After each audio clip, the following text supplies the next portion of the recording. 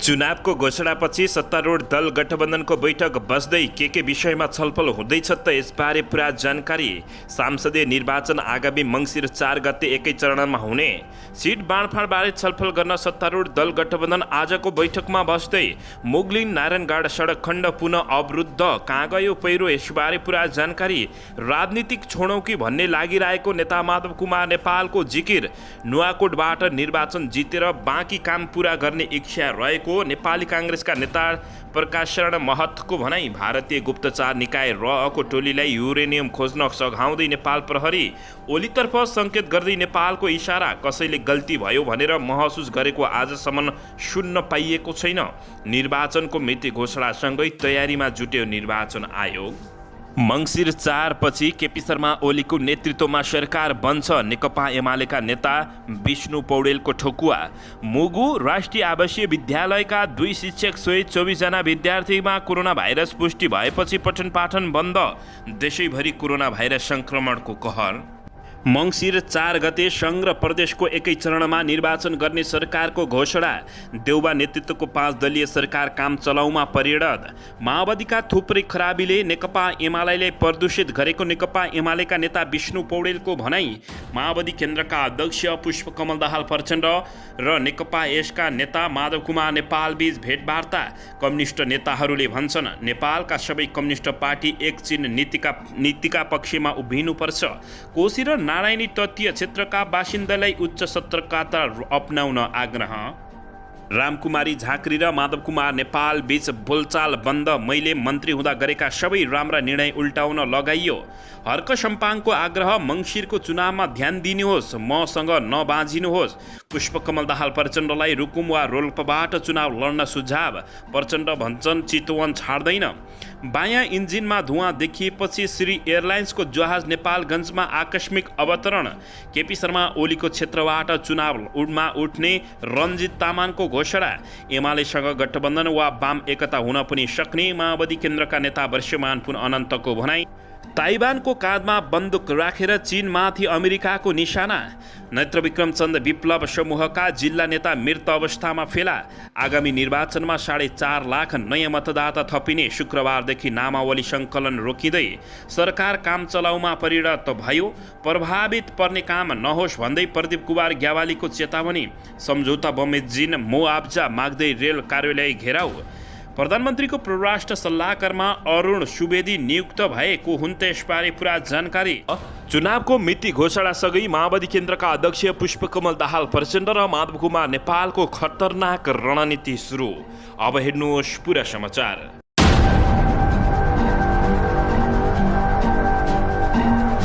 दर्शक महानुभावहरू नमस्कार। नेपाली न्युज टिभीको न्युज बुलेटिन खबरमा यहाँहरूलाई हार्दिक स्वागत छ। सदाझैँ आज पनि तपाईँहरूमाझ देश तथा विदेशका महत्त्वपूर्ण समाचार अपडेटका साथ उपस्थित भइसकेका छौँ।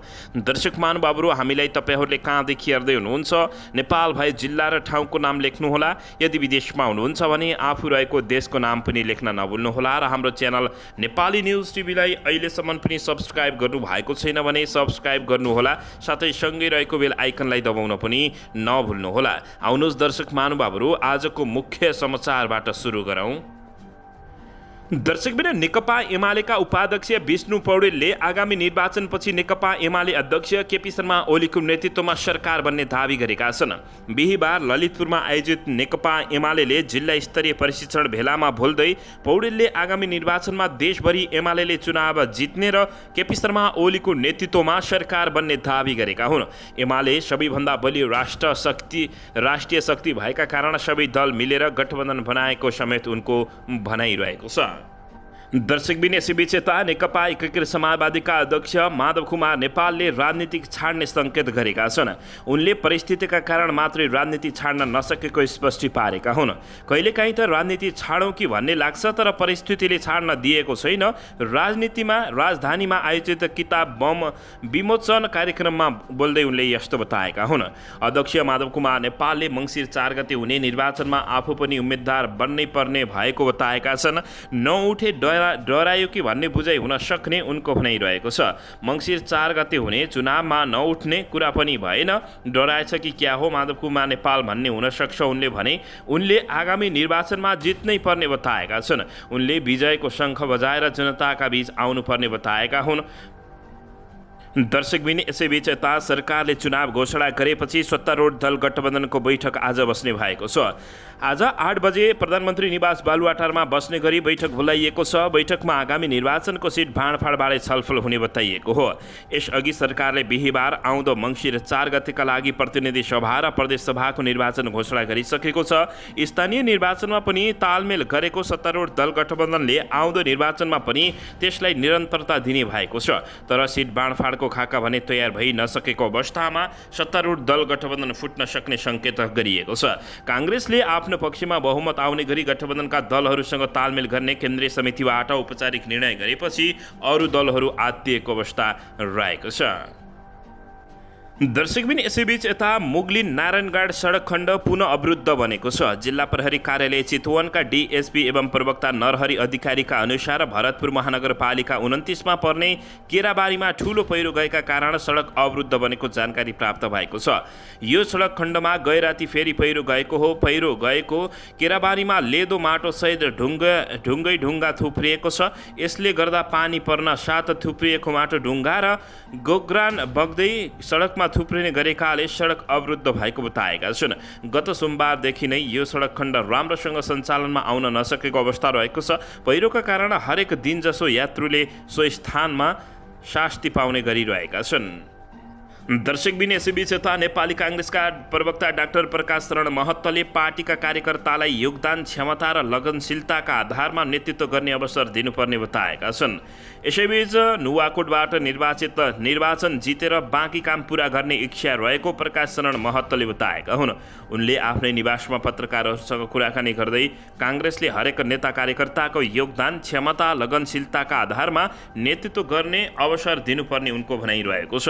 महत्तले नुवाकोटका जनताले आवश्यकता ठानेमा आफू नुवाकोटबाट प्रत्यक्ष निर्वाचन लड्ने समेत बताएका छन्। छहरे टोखा सुरुङ मार्ग निर्माण, बालाजु ककनी सडक निर्माण लगायत नुवाकोटको विकासका लागि धेरै काम गर्न बाँकी छ। नुवाकोटबाट प्रत्यक्ष निर्वाचन जितेर बाँकी काम पुरा गर्ने मेरो इच्छा रहेको उनले बताएका छन्। पूर्व ऊर्जा मन्त्री समेत रहेका डाक्टर महत्तले आफ्नो कार्यकालमा नुवाकोटका अधिकांश स्थानमा विद्युतीकरण गरेको स्मरण गरेका छन्। नुवाकोटमा काङ्ग्रेसलाई एक ढिक्का बनाएर अगाडि लैजानु पर्ने उनको भनाइरहेको छ। महत्तले वर्तमान गठबन्धनलाई निर्वाचनसम्म कायम राखेर जाने पक्षमा समेत काङ्ग्रेस रहेको स्पष्ट पारेका हुन्। दर्शकबिन यसैबीच यता मुगु जिल्लाको मुगु कर्मारोङ गाउँपालिका 3 स्थित नेपाल राष्ट्रिय आवासीय विद्यालयका विद्यार्थी र शिक्षकहरूमा कोरोना सङ्क्रमण देखिएपछि डर त्रास बढेको छ। आवासीय विद्यालयका 24 जना विद्यार्थी र 2 जना शिक्षकमा कोरोना भाइरस सङ्क्रमण देखिएको गाउँपालिकाका स्वास्थ्य निरीक्षक बली बहादुर बुढाले जानकारी दिएका छन्। नेपाल राष्ट्रिय आवासीय विद्यालयमा 350 जना विद्यार्थीहरू अध्ययनरत छन्। स्वास्थ्य निरीक्षक बुढाका अनुसार साउन 17 गते 8 जना विद्यार्थीमा कोरोना परीक्षण गर्दा 5 जनामा सङ्क्रमण पुष्टि भएको थियो। सोही क्रममा साउन 18 गते उक्त विद्यालयमा स्वास्थ्य कर्मीको टोली परिचालन गरी 125 जना विद्यार्थी तथा शिक्षकहरूको कोरोना परीक्षण गरिएको थियो, जसमध्ये 19 जना विद्यार्थी र 2 जना शिक्षकमा कोरोना भाइरस सङ्क्रमण देखिएको थियो। यो सँगै 24 जनामा विद्यार्थीमा कोरोना भाइरस सङ्क्रमण देखिएको छ। अहिले सोही विद्यालयमा आइसोलेसन कक्षा बनाएर सङ्क्रमित विद्यार्थी र शिक्षकलाई राखिएको छ। उनीहरूको स्वास्थ्य चेक जाँचका लागि 2 जना स्वास्थ्य कर्मीको टोली खटाइएको छ। गाउँपालिकाका अध्यक्ष छिरिङ क्याफ्रे लामाले सङ्क्रमित विद्यार्थी र शिक्षकहरूको हेरचाहका लागि स्वास्थ्य कर्मीको दक्ष जनशक्ति। दर्शकबिन अन्ततः यो सँगै देउबा नेतृत्वको 5 दलीय सरकार काम चलाउमा परिणत भएको छ। चुनावको मिति घोषणा गरेसँगै शेरबहादुर देउबा नेतृत्वको वर्तमान सरकार काम चलाउमा परिणत भएको हो। बिहिबार सिंहदरबारमा बसेको मन्त्री परिषदको बैठकले आउँदो मङ्सिर 4 गते प्रतिनिधि सभा र प्रदेश सभाको चुनाव गर्ने निर्णय गरेसँगै सरकार काम चलाउमा परिणत भएको हो। सामान्यतः चुनावको मिति घोषणा भएपछि सरकार चुनावी सरकारमा रूपान्तरण भएको छ। सरकार काम चलाउमा परिणत भएसँगै दूरगामी असर पर्ने र महत्त्वपूर्ण निर्णय लिन नपाउने राजनीतिक मूल्य मान्यता रहेको छ। चुनावको मिति आउन बाँकी 108 दिन देउबा सरकारले दैनिक प्रशासनिक काम मात्रै गर्न पाउनेछ। अझ निर्वाचन आचार संहिता लागेपछि सरकारले सामान्य नियुक्ति सरुवा बढुवा जस्ता काम समेत गर्न नपाउने भएको हो। राजनीतिक विश्लेषक पुष्पञ्ज आचार्य यदि सरकारले कुनै महत्त्वपूर्ण निर्णय लिएमा त्यो राजनीतिक रूपमा मान्य नहुने परम्परा रहेको बताएका छन्। उनले भने यो अन्तर्राष्ट्रिय मान्यता हो, यसलाई नेपाल जस्तो लोकतान्त्रिक अभ्यास अवलम्बन गर्ने देशले अनुसरण गर्नुपर्ने बताएका हुन्। गत वर्ष असार 28 गते सर्वोच्चको परमादेशपछि देउबाको नेतृत्वमा 5 दलीय गठबन्धनको सरकार बनेको थियो। बिहीबार चुनावको मिति घोषणा गरेसँगै देउबा 2 पटक प्रदेश सभा र प्रतिनिधि सभा चुनाव गराउने प्रधानमन्त्री भएका छन्। यसअघि 2074 साल मङ्सिर 10 र 21 गते 2 चरणमा भएको चुनावमा पनि देउबाले नै गराएका थिए। संविधान सभाले 2072 असोज 3 गते नयाँ संविधान जारी गरेपछि नयाँ संविधान अनुसार 2074 मङ्सिरमा एकसाथ पहिलो पटक प्रदेश र प्रतिनिधि सभा निर्वाचन भएको थियो। दर्शकबिन यसैबीच यता भने आफूले मन्त्री हुँदा गरेको सबै राम्रा निर्णयहरू उल्ट्याउन लागेको भन्दै नेकपा एकीकृत समाजवादी पार्टी एसकी नेत्री रामकुमारी झाँक्री आफ्नो पार्टी अध्यक्ष माधव कुमार नेपालसँग रुष्ट भएको र बोलचाल नै बन्द भएको खबर प्राप्त भएको छ। बुधबार प्राइम टाइम टिभीमा उनले माधव कुमार नेपालसँग सम्बन्ध चिसिएको स्वीकार गरेको हुन्। मन्त्रीबाट हटाएपछि माधव कुमार नेपाल, झाँक्री र माधव कुमार नेपाल बीच बोलचाल बन्द भएको छ। त्यसपछि आफू माधव कुमार नेपाललाई भेट्न नगएको उनले स्वीकार गरेकै छिन्। माधव कुमार नेपालले पनि नबोलाएको र काम पनि नपरेकाले मात्रै भेट नगरेको तर्क गर्दै झाँक्रीले आफूले मन्त्री हुँदा गरेका निर्णयहरू हल्का आफ्नो पार्टीबाट मन्त्री भएका मेटमणि चौधरी मार्फत उल्ट्याउन माधव कुमार नेपालले लगाएको खुलासा गरेकी छिन्। स्वयं माधव कुमार नेपालले पनि सार्वजनिक कार्यक्रममा मन्त्रीको जिम्मेवारीबाट हटाउँदैमा रामकुमारी झाँक्रीले बोलचाल बन्द गरेको गुनासो समेत गरेका हुन्। दर्शकबिन यसैबीच यता नेकपा माओवादी केन्द्रका अध्यक्ष पुष्पकमल दाहाल प्रचण्ड र नेकपा एकीकृत समाजवादीका अध्यक्ष माधव कुमार नेपाल बीच भेटवार्ता भएको छ। उनीहरूबीच बिहीबार बिहान हात्तीवनमा भेटभाट भएको प्रचण्डको सचिवालयले जानकारी दिएको छ। सत्तारूढ दल गठबन्धन बीच मङ्सिर 4 मा संघ र प्रदेशको चुनाव गर्ने सहमति र घोषणा भएको भोलिपल्ट अर्थात् आज सत्तारूढ दल गठबन्धनमा आबद्ध 2 दलका अध्यक्षहरूबीच छलफल हुनुलाई अर्थपूर्ण रूपमा हेरिएको छ। भेटवार्ताको सबै विवरण सार्वजनिक नभए पनि उनीहरूबीच समसामयिक विषयमा छलफल भएको प्रचण्डको सचिवालयले जानकारी दिएको छ। भेटमा माओवादी नेता नारायण काजी श्रेष्ठ समेत सहभागी रहेको जानकारी प्राप्त भएको हो। दर्शकबिन यसैबीच यता नेपालगञ्जबाट काठमाडौँको लागि उडेको सिरी एयरलाइन्सको जहाज नेपालगञ्ज विमानस्थलमा आकस्मिक अवतरण गरेको हो। आकाशमा उडेको केही बेरमै जहाजको बायाँ इन्जिनमा धुवाँ देखिएपछि जहाज सोही विमानस्थलमा अवतरण गराइएको नेपालगञ्ज विमानस्थलका प्रमुख सुरेश खनालले जानकारी दिएका छन्। विमानस्थलका अनुसार जहाज नेपालगञ्ज विमानस्थलबाट बिहान 9:49 उडेको थियो। 10 किलोमिटर उडान भरिसकेपछि बायाँ इन्जिनमा समस्या देखिएपछि 9:56 सोही विमानस्थलमा अवतरण गराइएको हो। जहाजमा चालक दलका 4 सदस्य सहित 83 जना यात्रु रहेका थिए। जहाजमा सबै यात्रुहरू सकुशल रहेको र सबैलाई बाहिर निकालिएको जानकारी प्राप्त भएको छ। दर्शकबिन यसैबीच यता नेकपा माओवादी केन्द्रका केन्द्रीय कार्यालय इन्चार्ज एवं स्थायी समितिका सदस्य वर्षमान पुन अनन्तले नेकपा एमाले अध्यक्ष केपी शर्मा ओलीले विगतका गल्ती स्वीकार गरेर चुनावी तालमेल वा फेरि पार्टी एकता हुन सक्ने बताएका छन्। विगतमा एमाले वामपन्थी रुझान देखिएकाले एकता भएको र दक्षिणपन्थी रुझान देखिएपछि अलग भएको भन्दै उनले गल्तीको महसुस गरे एकताको ढोका खोल्ने बताएका छन्। सहकार्यका लागि प्रतिनिधि सभा विघटनका विषयमा एमाले गल्ती स्वीकार गर्नुपर्ने शर्त पुनले अगाडि सारेका छन्। नेकपा एमाले अध्यक्ष र मूल नेतृत्वको हिजोका गल्तीहरूको महसुस गर्यो भने बिस्तारै मोर्चाबन्दी हुने उनले बताएका हुन्। गठबन्धन हुन्छ कार्यक्रम टकका लागि पत्रकार धीरभूषण पाठकसँग कुराकानी गर्दै भने गल्तीको महसुस गर्ने बित्तिकै रातारात पार्टी एकता त नहोला तर सहकार्यको ढोका खुल्ने वर्षमान पुन अनन्तले बताएका छन्। दर्शकबिन यसैबीच यता नेत्रविक्रम चन्द नेतृत्वको नेपाल कम्युनिस्ट पार्टीका जिल्ला नेता मृत अवस्थामा फेला परेका छन्। पार्टीको विशेष कमिटीका सदस्य पूर्व जिल्ला इन्चार्ज तथा जिल्ला नेता लोकमान केसी लोकपाल बिहीबार मृत अवस्थामा फेला परेका हुन्। छत्रेश्वरी गाउँपालिका 4 भिम्पे ठुली खर्क घर भएका उनी बागचौ नगरपालिका 10 मोखला नजिकै धान खोलाम खेतमा मृत अवस्थामा भेटिएका हुन्। झोला बोकेका उनी धान खेतमा घोप्टो परेको अवस्थामा मृत अवस्थामा फेला परेका थिए। केसी मृत अवस्थामा फेला परेको खबर पाएपछि अहिले घटनास्थलमा प्रहरी पुगेको जिल्ला प्रहरी कार्यालय सल्लानका सूचना अधिकारी तथा प्रहरी प्रवक्ता प्रहरी निरीक्षक सन्तोष खनालले बताएका छन्। मुखलालबाट इस्ख्यानिल खालीतिर जाने क्रममा भिडबाट लडेको जस्तो देखिएको भए पनि घटनाको अनुसन्धान भइरहेको उनले जानकारी दिएका छन्। घटनाको अनुसन्धान लगत्तै मृत अवस्थामा फेला परेका नेता केसीको शवलाई पोस्टमार्टमका लागि जिल्ला अस्पताल पठाउने तयारी भएको जानकारी प्राप्त भएको छ। दर्शकबिन यसैबीच यता कर्णालीमा कोरोना संक्रमणको चौथो लहर देखिन थालेपछि धमाधम स्कुलहरू बन्द भएका छन्। जुम्लाको तिला गाउँपालिका 6 घोडे गाउँ स्थित जनजागृत माध्यमिक विद्यालयका विद्यार्थीलाई कोरोना भाइरस संक्रमण देखिएपछि विद्यालयहरू बन्द गरिएको छ। 88 जना नमुना परीक्षण गर्दा 1 जना छात्र 1 जना छात्रा गरी 2 जनामा विद्यार्थी र 1 स्वास्थ्यकर्मीमा कोरोना संक्रमण देखिएपछि विद्यालय बन्द गरिएको हो। अघिल्लो हप्ता हिमा गाउँपालिका महापौवा थर खोला गाउँमा रहेको विद्यालयमा पनि संक्रमण परीक्षण गर्दा कोरोना देखिएपछि सो स्थानमा तनावग्रस्त भएको छ।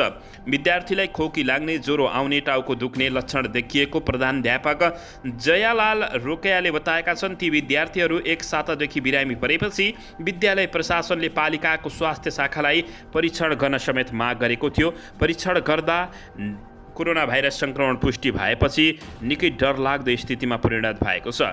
दर्शकबिन यसैबीच नेपालमा आज पछिल्लो 24 घण्टामा थप 760 जनामा कोरोना भाइरस संक्रमण पुष्टि भएको छ। एकै दिन थप 760 जनामा कोरोना भाइरस संक्रमण पुष्टि भएको हो। पछिल्लो 24 घण्टामा देशभरबाट 5926 जनामा नमुना परीक्षण गर्दा 760 जनामा कोरोना भाइरस संक्रमण पुष्टि भएको स्वास्थ्य तथा जनसङ्ख्या मन्त्रालयले जानकारी दिएको छ। मन्त्रालयका अनुसार पीसीआर विधिबाट 2589 र एन्टिजोनबाट 3337 नमुनाको परीक्षण गर्दा पीसीआरबाट 494 र एन्टिजोनबाट 266 नमुनाको रिपोर्ट पोजिटिभ आएको थियो भने आज कोरोनाबाट थप 1 जनाको मृत्यु भएको जानकारी प्राप्त भएको छ। दर्शकबिन यसैबीच यता चीनले ताइवानको क्षेत्र नजिकै अहिलेसम्मकै ठूलो सैनिक अभ्यास थालेको छ। आज बिहिबार बिहानैदेखि चीनका जल सेना, स्थल सेना, हवाई सेनाले अत्याधुनिक हात हतियार समेत प्रयोग गरी र उपकरण सहितको अभ्यास थालेको चीनको सरकार सञ्चार माध्यम ग्लोबल टाइम्सले जानकारी दिएको छ। चीनले ताइवानको उत्तर पूर्वी तटमा 2 शक्तिशाली मिसाइल पनि प्रहार गरेको छ। अरू कयौं मिसाइल पनि चीनको सेनाले प्रहार गरेको बताइएको छ। चिनिया जनमुक्ति सेनाले बनाएका डोङफेङ नामक दर्जनौं मिसाइल ताइवानको भूमि नजिकै लक्षित गरेर प्रहार भएका समाचार संस्था एजेन्स रोइटर्सले जानकारी दिएको छ। चीनले अहिले गरिरहेको सैन्य अभ्यास अहिलेसम्मकै ठूलो र ताइवानको नजिकमा रहेको खबरमा उल्लेख गरिएको छ। चीनको कडा विरोध र चेतावनीकै बीच अमेरिकी प्रतिनिधि सभाकी सभामुख न्यान्सी पेलोसीले गएको मंगलबार र बुधबार ताइवानको भ्रमण गरेपछि चीनी आक्रोशित बनेका छन्। चीनले आगोसँग खेल्नेहरूको अन्त्य निश्चित भएको चेतावनी दिएको छ। ताइवानको रक्षा मन्त्रालयले चीनिया मिसाइल प्रशिक्षणको प्रतिक्रियाका लागि आफ्ना प्रणाली पनि सक्रिय बनाएको बताएको छ। यस्तै ब्यालिस्टिक मिसाइलको ट्र्याक गर्न सक्ने अमेरिकी विमान जापानबाट उडेर ताइवानतर्फ लागेको बीबीसीले जानकारी दिएको छ। दर्शकबिन यसैबीच यता नेपाल एयरलाइन्सका कार्यकारी अध्यक्ष युवराज अधिकारी बर्खास्त भएका छन्। मन्त्री परिषदको बिहिबार बसेको बैठकले उनलाई बर्खास्त गर्ने निर्णय गरेको छ। यसअघि उनलाई 6 असारमा निलम्बन गर्ने निर्णय गरेको थियो। निगमभित्र अनियमितता गरेको तथा कर्मचारीमाथि दुर्व्यवहार गरेको आरोप उनीमाथि लागेसँगै सरकारले छानबिन समिति बनाएको थियो। उनी पहिलो पटक अघिल्लो कार्तिकमा कार्यकारी अध्यक्ष पदमा नियुक्त भएका थिए। निलम्बनमा परेपछि उनी सर्वोच्च अदालत गएका थिए। अदालतले असार 23मा अधिकारीमाथि जाँचबुझ वा छानबिन गर्नुपर्ने भए निलम्बन नगरी नै गर्न सकिने भएको भन्दै सरकारले गरेको निलम्बन फिर्ता गरेको थियो। त्यसपछि उनी काममा फिर्ता भएका थिए भने निवर्तमान पर्यटन मन्त्री प्रेमबहादुर आलेसँगको विवादका कारण अघि अधिकारीले पद गुमाउनु परेको हो। यसबीचमा उनले निगमको दुरावस्था पार लगाउने गरी कुनै पनि काम गर्न नसकेको अवस्था रहेको छ। दर्शकबिन यसैबीच यता प्रधानमन्त्री शेरबहादुर देउबाको परराष्ट्र सल्लाहकारमा अरुण सुवेदीलाई नियुक्त गरिएको छन्। बिहिबार बसेको मन्त्री परिषद बैठकले प्रधानमन्त्री देउबाको सल्लाहकारमा सुवेदीलाई नियुक्त गर्ने निर्णय भएको एक मन्त्रीले जानकारी दिएका छन्। प्रधानमन्त्री शेरबहादुर देउबाको परराष्ट्र सल्लाहकारमा अरुण सुवेदी नियुक्त भएको जानकारी प्राप्त भएको छ। दर्शकबिन यता भने जनकपुर जयनगर रेलवे विस्तार र स्तर उन्नति आयोजनाका लागि अधिग्रहण गरिएको जग्गाको मुआवजा माग्दै सम्झौता बमोजिम नभएको भन्दै रेलवे कार्यालय घेराउ गरिएको छ। सरकार काम चलाउ भयो, निर्वाचन प्रभावित पार्ने काम नहोस् भन्दै नेकपा एमालेका नेता प्रदीप ग्यावालीले अभिव्यक्ति दिएका छन्। आगामी निर्वाचनमा 4.5 लाख नयाँ मतदाता थपिने भएका छन् भने शुक्रबारदेखि नामावली सङ्कलन बन्द हुने जानकारी प्राप्त भएको छ।